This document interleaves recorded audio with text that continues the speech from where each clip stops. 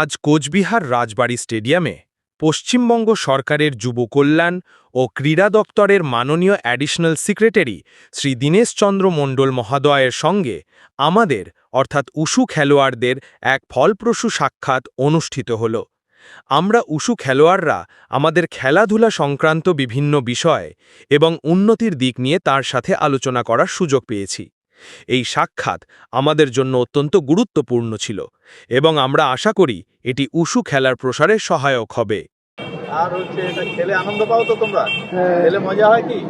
নাকি বাবা মা জোর করে বাস পাঠিয়ে দিয়েছে? খেলাটাকে ভালোবাসো, তাহলে দেখবে খেলাটা আরো সহজ হয়ে গেল। ঠিক আছে? আর কি হবে? খেলে আমরা শেষ পর্যন্ত পাবো কি, এটাও একটা প্রশ্ন আছে। যে আনন্দ হবে, ফিটনেস হবে, তার পাশাপাশি সরকারও ব্যবস্থা করেছে সিলভার বা ব্রোঞ্জ যদি কেউ জিতে আসো তোমরা, তাহলে এশিয়ান গেমস মেডেল, এইসব জায়গায় মেডেল আনলে কিন্তু এমনিতে অনেক প্রাইজ মানিও আছে।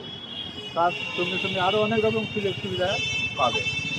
এবং ওই লেভেল খেললে তো একটা মেডেল আনলে তো চাকরিটা একটা সুনিশ্চিত, সরকারি চাকরি পাওয়ার জন্য কিন্তু সবাই মানে রাত দিন না খাওয়া দাওয়া করে উঠে বসে পরিশ্রম করে, কিন্তু মাত্র কতজন পায়? সরকারি চাকরি তো লিমিটেড।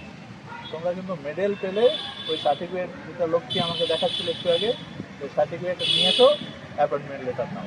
ঠিক আছে?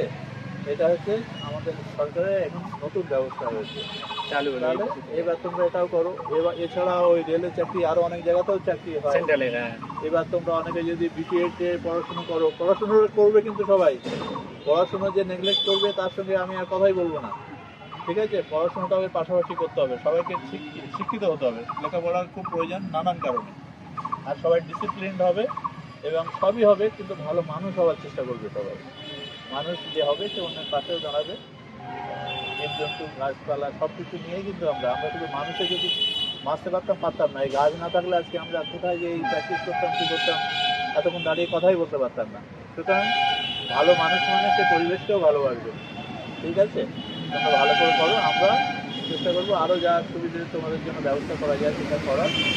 ঠিক আছে? তাহলে সবাই ভালো করে প্র্যাকটিস করো আর ভালো করে মন দিয়ে খেলা করো এবং পড়াশোনা করো। ঠিক আছে? Best of luck to all of you.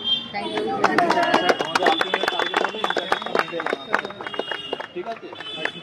Cooch Behar তথা উত্তরবঙ্গের ক্রীড়াজগতে সম্মানীয় সত্যেন বর্মন একটি সুবিশাল বটবৃক্ষের মতো।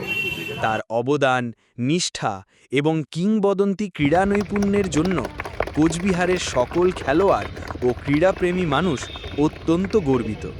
তিনি শুধু একজন খেলোয়াড় বা প্রশিক্ষক নন, তিনি আমাদের অনুপ্রেরণা, আমাদের আদর্শ। সত্যেন বর্মন মশাল হাতে পথ দেখিয়েছেন অসংখ্য নতুন প্রজন্মের খেলোয়াড়, তাদের স্বপ্ন পূরণের সারথি হয়েছে। তার মতো একজন ব্যক্তিত্বকে পেয়ে আমরা সত্যিই ধন্য। ঠিক আছে, এতজনে মিলে আর আসতে হবে না।